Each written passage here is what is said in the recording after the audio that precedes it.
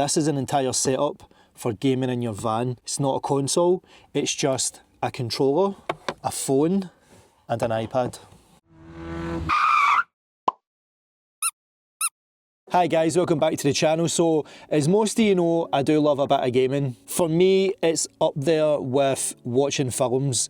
I'm a total movie buff as well. Films and gaming helps me relax, it takes the stress off, and for that hour or two, I can just get lost in another world. And on recent trips, it's got me thinking about gaming in the van. It's all well and good playing Xboxes, PS5s, or even PC gaming if you have the power. And it got me thinking, what if you don't have the power? By today's standards, this is going to show my age a wee bit.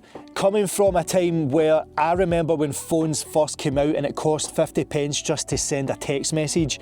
Yes, I'm that old. To now at the point where we can actually play AAA games on a phone. Never mind an iPad, but we can actually play it on a phone. And the best thing about it is you've always got your phone on you. You might not always have an iPad on you, but you always have your phone on you. So in today's video, I'm going to cover how easy it is to game in your van with just a phone, or even maybe just an iPad. And this video's got me particularly excited because if you're a fellow gamer, you'll have heard of the company GameSir, because GameSir has sent me out their brand new X5s Bluetooth controller along with their FX5 thermal electric cooler specifically for the X5s. So when GameSir reached out to me asking if I would like to review their X5s, I was ecstatic because I already have their G8 Plus, and this is the one that I use for my Switch.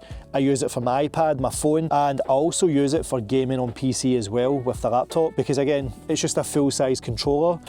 It's got a nice feel to it. It just feels like you're holding an Xbox controller. I need to stop because I'm reviewing a totally different product here, but this is just to show with GameSir, I actually do use their products, and to be honest, I wouldn't use anything else. So let's cover the controller first.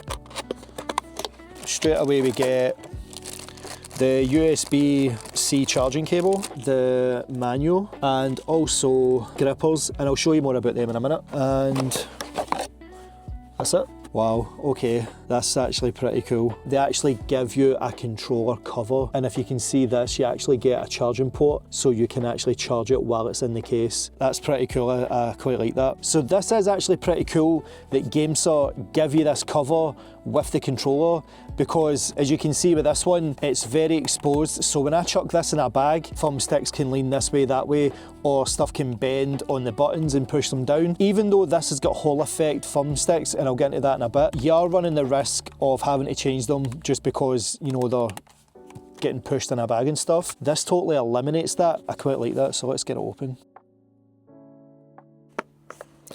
Like that, and that's it. That's the controller. It is a lot smaller than the G8 Plus, which isn't a bad thing. So one of my main gripes with the Switch is the Joy-Cons with the thumbsticks being too small. These are significantly smaller thumbsticks than the G8 Plus, but they still feel very nice. And in the case we actually get a wee metal pincer with the X5s. You can't really do much customization with the thumbsticks or anything, but you can change the buttons. So as you can see, we've got the X, Y, B, A, but if you're using a Switch, your A, B is going to be around the other way. So with these, you can actually, if you can see that,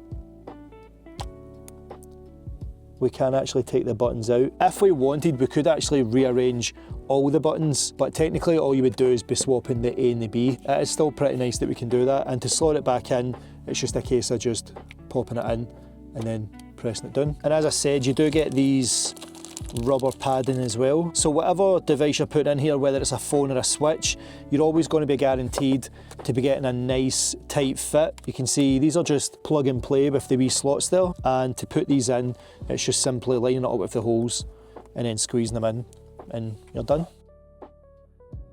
And then we come on to the FX5 thermal electric cooler. In the box, we have another box, power cable, basically just your manual and stuff, and a few stickers. So we get this part here, which has got the fan on it, and we've got a metal badge at the back.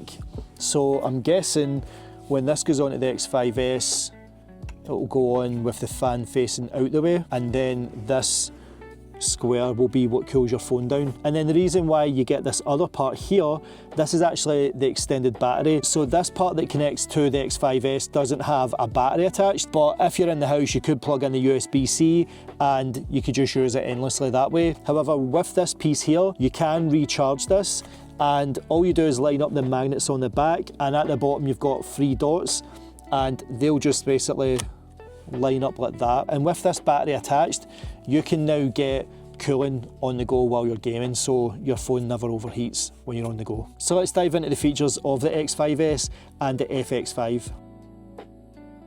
So the GameSir X5s wireless mobile game controller supports mobile devices such as Apple, Android, iPads, tablets, Switch, Switch 2 and PC gaming via Bluetooth. It supports USB-C wired or 2.4 GHz wireless connections. It also has app control. It's got a wide 105mm by 213mm opening, so you can fit a lot of up-to-date phones in here and possibly even small tablets. It's coming in at a nice light 174 grams, so it's not going to hurt your hands when gaming for extended periods. It's got an 849mAh USB-C rechargeable battery, and this is rocking the Hall Effects thumbsticks to avoid stick drift, and also the Hall Effect analog triggers with trigger mode for instant trigger response on FPS games. The X5s also has dual HD rumble in both grips, and it's also got a built-in 6-axis gyroscope. For the Switch users, we've also got the ABXY buttons that can be swapped out, and we do have turbo functions across all ABXY, LBRB, LT, RT buttons, and depending what you're putting into the space, i.e. a bigger phone, a tablet, you do have swappable silicone pads to help grip your device or to help the device fit. We've got 3 cooling options: grey, which is slow and silent, and this draws 7.2 watts, blue, extreme cold, and this is 8.9 watts, or red, which is classed as fast in overclocking mode at 10.6 watts. So you can use this wired or wireless. With its wireless mode, you do have a 3000 mAh battery. You can take the battery pack off if you don't want to use it. And you can see that single fan at the front with the heating output at the top. And on the front, you can see we've got 4 magnets which enable us to attach the wireless battery pack. And on the back, on the silver plate, is where all the cooling happens, and that helps to control and regulate the temperature. So on the main unit on the left, we do have an on and off switch at the bottom, and we do have the different cooling modes on the left. You can see we do have 2 USB-C ports. The USB-C port on the bank is to charge the bank itself, whereas the USB-C on the bottom on the main pack is just to use it as a wired connection. So you can turn the cooling on from the button here, or you can do it automatically when you connect.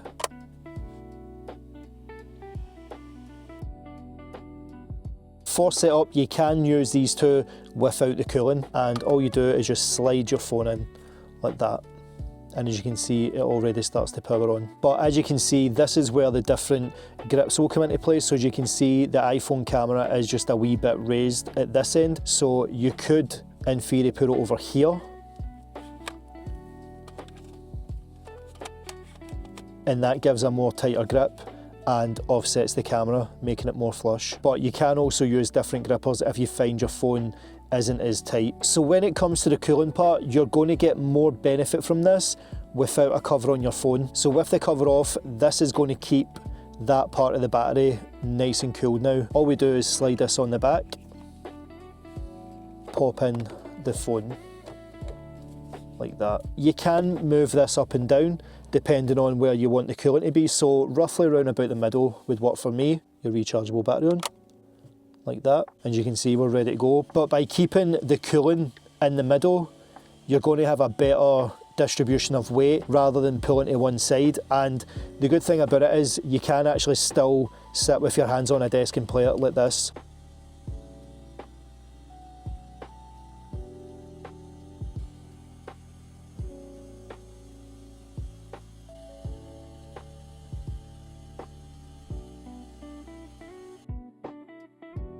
So this first one's for Android, so you hold the logo and the bottom A and you'll see it turn yellow. But if you've got Android with G-Touch mode, you hold the logo with R1 and you'll see it turn a pale blue. For PC, you hold the logo and B and you'll get a dark blue. And for the Switch, you want to hold it again and Y and it'll give you a nice solid red. Like that. So we're going to be using it with iOS, So let's put it back onto the dark blue.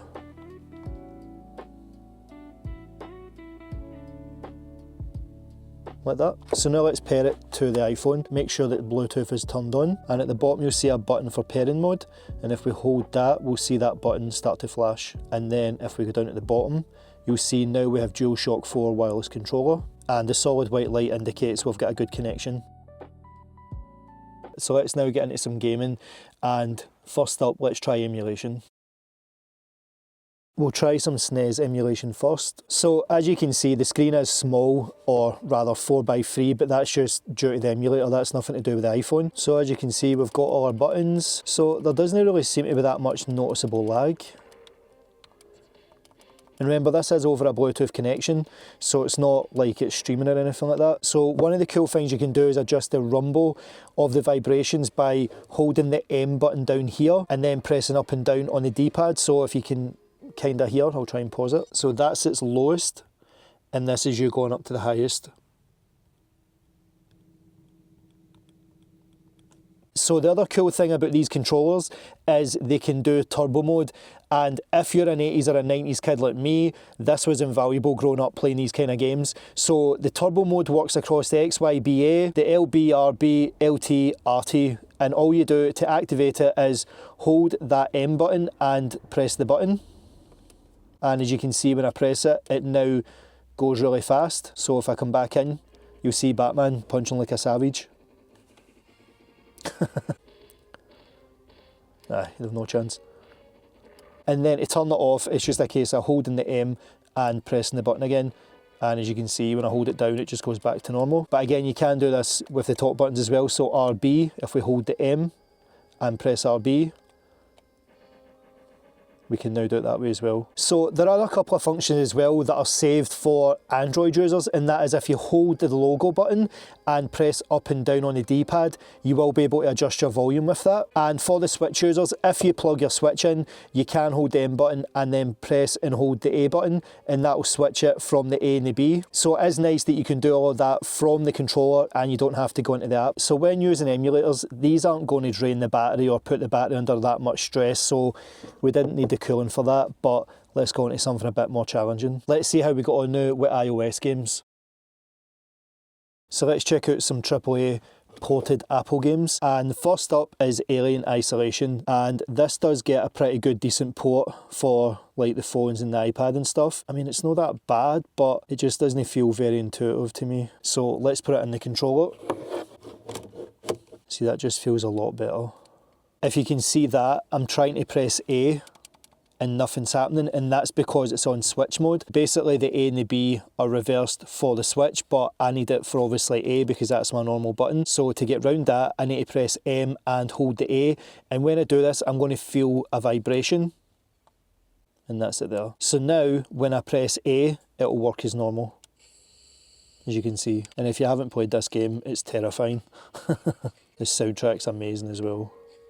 So I'm going to see how hot my phone feels. I can feel it starting to get a wee bit warm here, so let's try and up the ante. And so here we are in Diablo. Again, I've not played much of this is literally the start. But as you can see, the game is so smooth. My gameplay isn't. So I have been buzzing for the new Resident Evil game coming out, and I've been playing a lot of the older ones just to get me hyped for it. So let's check out Resident Evil 7. So the phone is getting quite hot now, so let's chuck this on. Let's get it turned on. So the grey is just a normal setting, but again, if we were playing something really intense, we can bump that up. The blue is the middle setting, and the red is basically turbo mode, so let's keep it on turbo mode. And I'm going to turn the light out just so you can see this a lot better. So I'm going to skip this until we get to actual gameplay, but check it out so far, that is stunning. And that's on a phone. So what I wanted to show as well, with iOS games, this is how crazy it's getting. You've now got graphics settings, so you can choose screen resolution, field of vision, motion blur and depth of field and stuff. Generally, if you turn motion blur and depth of field off, it gives you a bit more FPS. I can't live with 30 FPS, so I prefer to have the performance. And this is running on an iPhone. Slipped my dinner last night. But aye. iOS is definitely up there. So it handles emulation well, it handles iOS apps. What about Game Pass? Where this is going to really shine is Game Pass. We are literally using Game Pass with the controller and it is barely any lag. So let's jump into something quickly. So since I've been engrossed in a TV show, let's try Fallout 4. Now this is going to work best if you've got a strong signal on your phone, or if you have something like this in your van, like the Kuma, then this is going to be a better experience. Streaming games like this from your phone on Game Pass isn't going to tax your phone because it's just a web browser. So the thermal cooler isn't really going to be needed at this point. If you feel like the extra weight isn't worth it, you can just slip it off. But in summer, especially with iOS games, that thing's going to be a game changer. So there's quite a bit of lag. The lag isn't necessarily coming from the controller, either is a bit of a delay because it's Bluetooth, but it's mostly coming from the fact that the signal's a bit poor. I'm pretty sure if I did use that Kuma, it would be a lot better. Let's try Hollow Knight. The good thing about using iOS apps is they are hard downloaded to the phone, whereas Game Pass is streaming. It is a wee bit pixelated, a wee tiny bit laggy, but I think for Game Pass especially, you're going to want to have a good internet connection for it. So let's crank it up a wee bit and try it with the iPad. So we've now connected the X5s to the iPad. Some of the good things about iOS gaming is the games are compatible across the iPad and the iPhone, so your saves kind of carry across. So before I turn the lights out, just to show you the controller working. So this is Red Dead Redemption Remastered, but it just looks amazing on this iPad. And again, we're using the X5s as a normal controller. So this game did come out in the Xbox 360, so this won't be taxing the iPad that badly. Oh, there we are.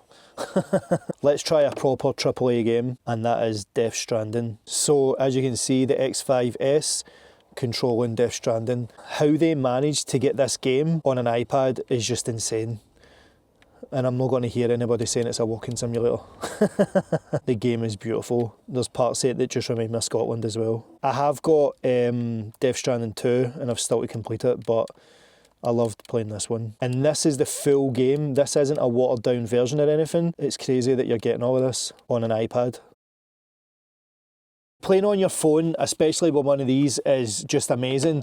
And even being able to use it on laptops, iPads and stuff like that, but I know some people don't like playing on smaller screens like a phone or an iPad, especially as the iPad's more like a 16:10 ratio, so some people like the widescreen. So let's up the game with an 18-inch USB-C monitor with the iPhone first. So this monitor is an 18-inch, but I did have a 13-inch monitor as well, as you've saw on the channel here. I could plug my phone into that monitor and the monitor will run off the phone, no bother, it will use the power on this. But the higher in the monitor that you go, you do need extra power. So for this, I'm going to use the Elite 100 V2 as a way to keep us gaming. So let's set this up. So the good thing about this monitor, it does have pass-through charging. Basically charge it as you're using it and any devices plugged into this TV. So here's the first issue. If we want to use a bigger monitor rather than use the phone, we need to find a way to plug this into the phone in order for it to charge. And as you can see on the controller, there's no ports to charge the phone. And so the easy way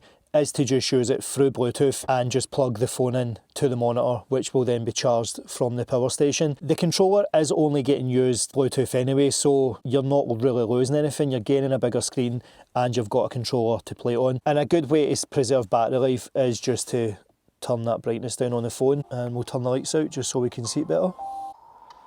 So we are still getting cropped in quite a wee bit here, but again, if you don't like playing with the resolution of your phone, this is still a much better option. And once you start introducing the monitor with the X5s, again, you can just sit back and just chill and just enjoy the game.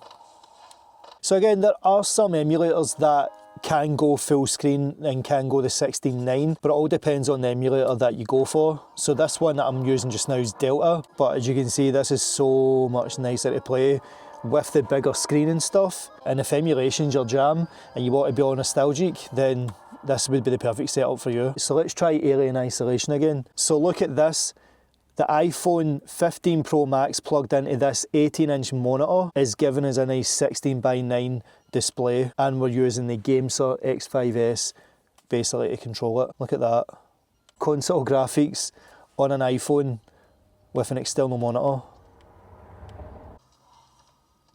And that's the thing, as you're playing it, you forget that you're actually playing this on a phone. The controller is receiving all the haptic feedback with that HD rumble. Again, you're still getting the benefits of vibration, all the buttons, as you can see, we can do the leaning and stuff on here. Like, it just feels like the console version or the PC version. And on alien isolation, we can even change it to performance, battery saver, or graphics mode. So let's go to performance and see how much more FPS we get. That is crazy. We've upped the FPS and the quality's still there.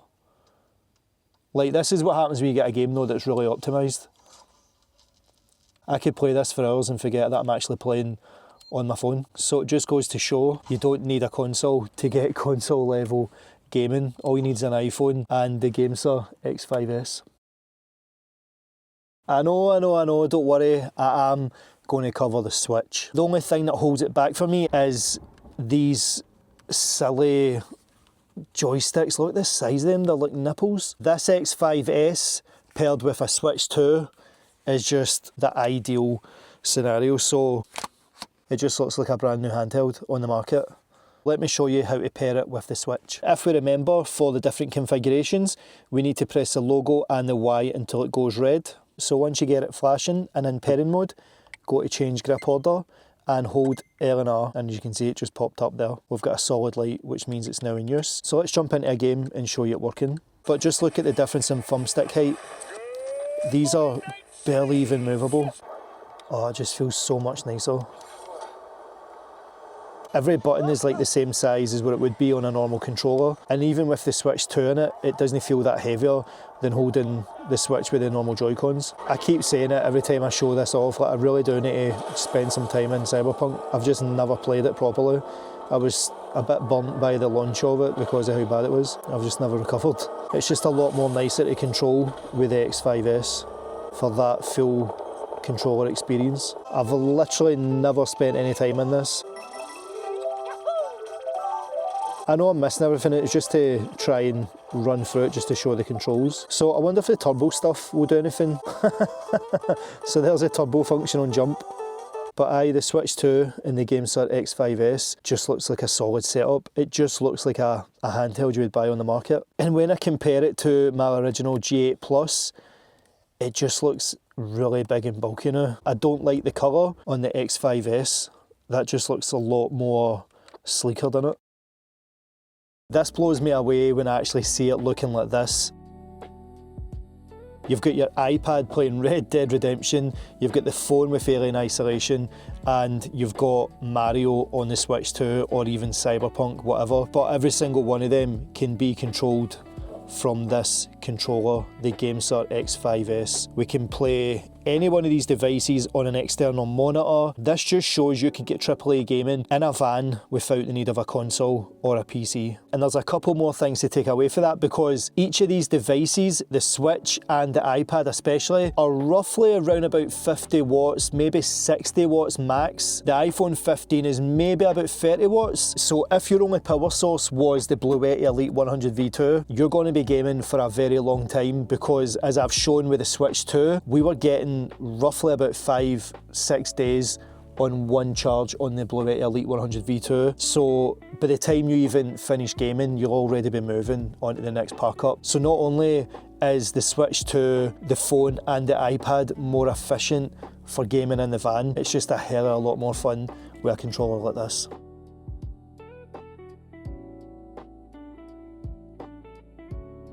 So what's some of the pros and cons of the X5s? First pro, I would say it's nice and light, and when you chuck your phone in there, it literally just feels like any other controller on a console. And again, also that nice form factor, because again, it is a controller. I'm not getting any fatigue, my hands don't feel like they're cramping up, because again, this is just like a normal controller. It's got nice ergonomics, it fits nice in your hand. My other pro is the case. Again, a lot of companies bring out controllers, Bluetooth controllers, and it's got all the bells and whistles like the Hall effects triggers and the thumbsticks and stuff, but when a company brings out a case with the product and bundles it together shows they actually care about the product and wants it to last for a while. And leading on from the case being a Pro, I do like the fact that we do have a USB-C charging port at the bottom. So again, if you are somewhere, say you're at work and your lunch break's coming up and you do want to do a bit of gaming, you could basically just stick this on charge so it's nice and charged for when you do start. Again, you don't even need to take it out the case. I think one of the other pros for me is the Hall effect thumbsticks and the Hall effect triggers, because then the triggers are less prone to sticking and the thumbsticks are less prone to stick drift. And I think the next one is the fact that you can change the buttons. Again, it's not fully customizable like say the G8 Plus, but it is nice that you can at least change these buttons about. So what about the cons of the X5s? So I think the first one for me, and again this just could be because I'm coming from the G8 Plus, but it does feel a wee bit small in my hands. Again, it's not a big deal, you could get used to it, but I think it's just because I'm more used to this one, I need to adapt to use the X5s. But I think one of the big cons for me is no back buttons. As you can see on the G8 Plus we do. Where would you put the buttons? Because it is comfortable as it is, so I don't really see there's any way you could put the buttons there, and you don't really want to put the buttons on the extender because as you can see when we open it up it gets longer, so the button would have to be in there, so maybe there just wasn't any room for them. And I think the only other con for me, which has got nothing to do with the controller itself, it's more to do with the case. As you can see here, I've actually snapped one of the things that keep it locked. As you can see, you have to really pull it apart to get it open. It would have been nice if it was a nice latch mechanism just to close it over a bit better. Again, it's nice they included the controller case in the first place, but I do feel when you're trying to get this open, it's just a matter of time before that one goes as well. I'll be honest, I don't have much bad to say about it. Phones can get really hot depending on what game you're playing, and the fact this metal helps cool the back of your phone where the battery is, pretty cool technology. It's not just a fan that's blasting the back of the phone and in turn blasting into your face. That's as loud as it gets, and you can still hear me talk over it, it's not that loud. So if it was a more conventional fan where it was blowing the air at the device, then it would introduce a lot of noise, so when you're gaming it would muffle the sound, but this is pretty quiet. The FX5 is an optional extra, and GameSir were kind enough to send me out with the X5s just to show it in action, but definitely an amazing add-on to go with it. So guys, if you want to go and pick up the GameSir X5s, I'll leave a link to it in the description, and I'll also leave a link for the FX5 thermoelectric cooler for something on the go, and especially in the summer with this, oh, it's going to just be lovely. So guys, if you did go and enjoy the episode, why not drop me a wee like and let me know in the comments. Let me know if you're going to go and pick one of these up. Let me know if you use something similar in your own setup. And if you haven't already guys, why not get subscribed and hit that bell notification so you're always notified when I drop a new video. So until the next one guys, peace.